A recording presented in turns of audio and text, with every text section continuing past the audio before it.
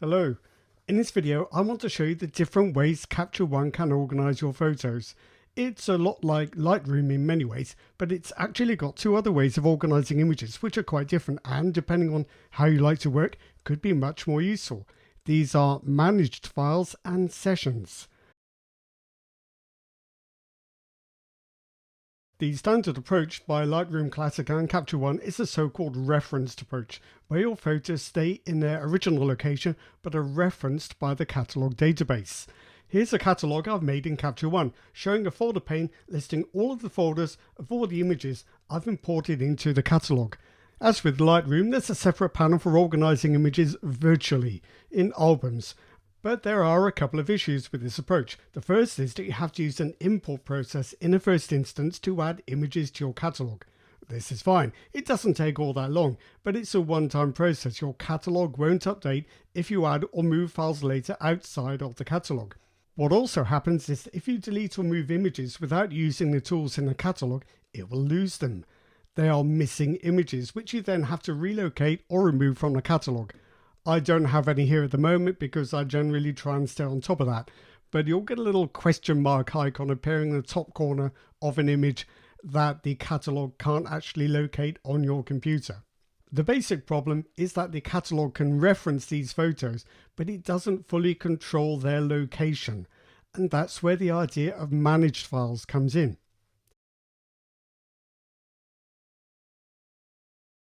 Here, your photos are stored within the catalogue itself and are no longer visible or accessible to other programs. It sounds like a limitation, but for some users it might prove a strength. You no longer have to synchronize or re-import photos added or adjusted externally because it's no longer possible. So the catalogue can no longer lose files. Now, a key feature of Capture One is that it gives you a choice.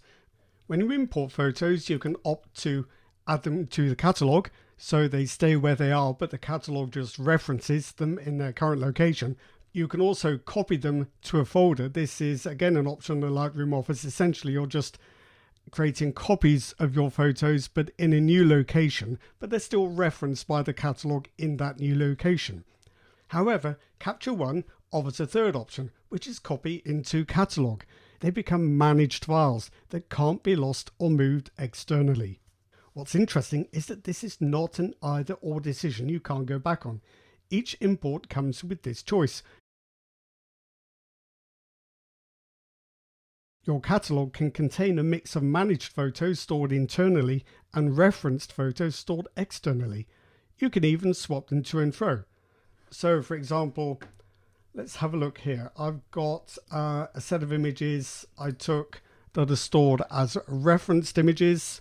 But if I decide I don't want that and I want them in the catalogue, well, that's easy enough. I can just drag them from the folder onto the catalogue icon. It warns me it's going to move them, so they disappear from the folder on my hard disk, as you might expect. But if I click the in catalogue icon, there they are. They're stored internally in the Capture One catalogue database. If I change my mind and that's not what I want, I can select them all and simply drag them back into the folder they came from. That's useful in itself, but Capture One has an alternative to catalogues which you might find even better for your workflow, called sessions. So at first sight this looks pretty similar, but there are some important differences. Sessions aren't designed like catalogues for long-term organization and searches.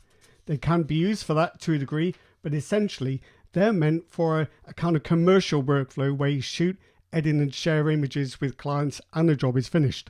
But sessions have a very interesting property that makes them useful even outside of this kind of workflow. You can use a session to browse the contents of any folder. So here you can see that Capture One can browse any of your image folders. There's no import process. It might take a moment to generate thumbnails, but that's it. You can still edit images, add keywords and other metadata, create new versions and launch external editors. The adjustments and the metadata you add are stored in a sidecar file in that folder. There is the folder with my images. Here's the Capture One folder, and I have a cache of thumbnails and I have settings for the images that I've adjusted. Now, Capture One Sessions also offers some basic organizing and search tools. You can create albums, for example. If I go back to my library you'll see up at the top here in the session albums, I've created this album for a feature I did for amateur photographer. But you can also add specific folders as favorites. So if I scroll down through my list of folders, you'll see I've got one here that has got a heart symbol by it to indicate it's a favorite. So back up here, if I look in my session favorites, you'll see all the folders I've added as favorite. There is a point to this, because while you can search for images within a session, you need to be aware that Capture One will only search images that have been added to albums or they are in folders that have been added as favorites.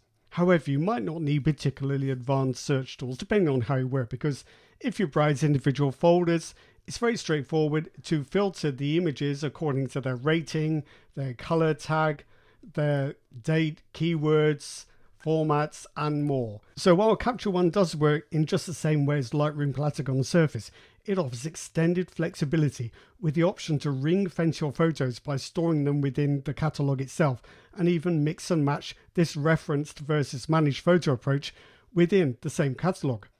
However, many users might find that Capture One sessions are better still for the way they work. They have none of the disadvantages of catalogs like the need to import, synchronize, or relocate lost files, and they show what's actually in your folders live.